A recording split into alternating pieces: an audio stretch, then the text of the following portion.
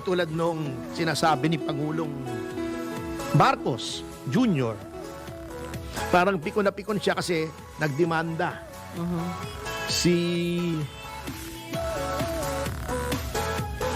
Vic Rodriguez, ano? Kung hindi ako nagkakamali. Yes, Attorney Vic opo, Rodriguez opo, at opo. si Congressman Ungab, yun, tama. Opo.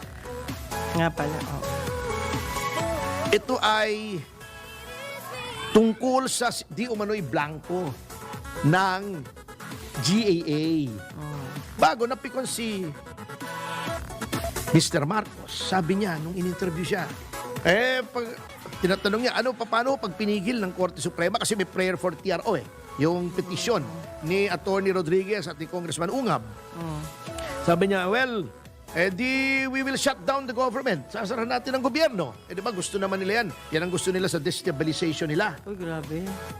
Mr. President, hindi po kailangang mag-shut down ang gobyerno kahit magkaroon ng TRO laban sa present GAA.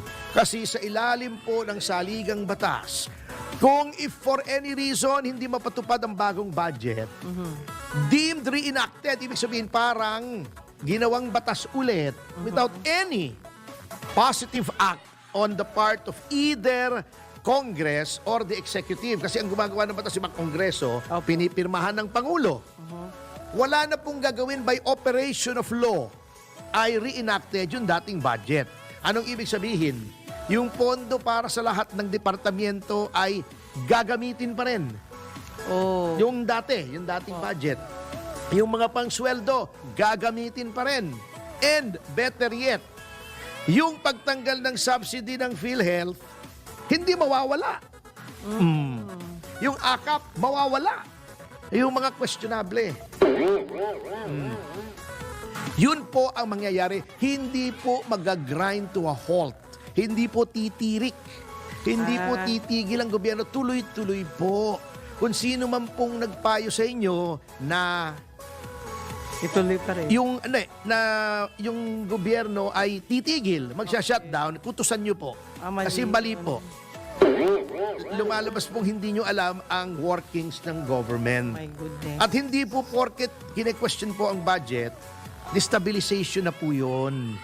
Sapagkat kaya nga tayo may Korte Suprema, checks and balance. Ang abuso ng lehislatura, ang abuso ng ehekutiba, pwedeng idulog sa Korte Suprema kung may abuso nga, at ito ang gagawa ng paraan para matigil yung abuso. So, huwag nyo pong mamasamain itong pagpunta ng ilang mga tao sa Korte Suprema kasi hindi lang naman po silang nakakapansin na may problema.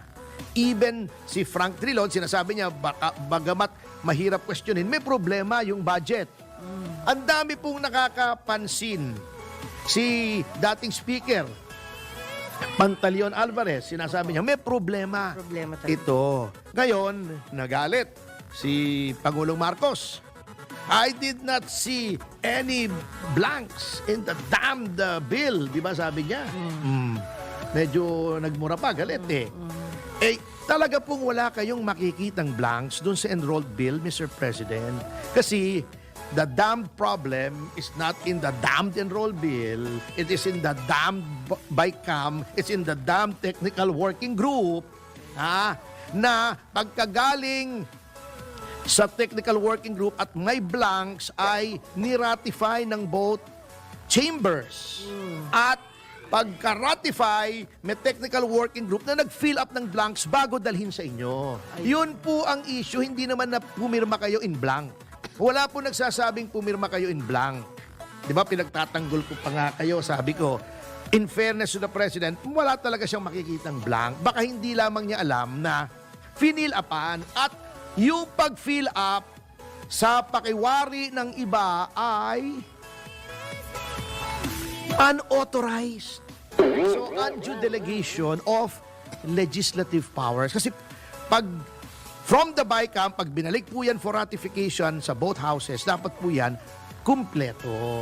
Hindi pwedeng may blank yan for ratification. You cannot ratify a carte blanche, a blank check.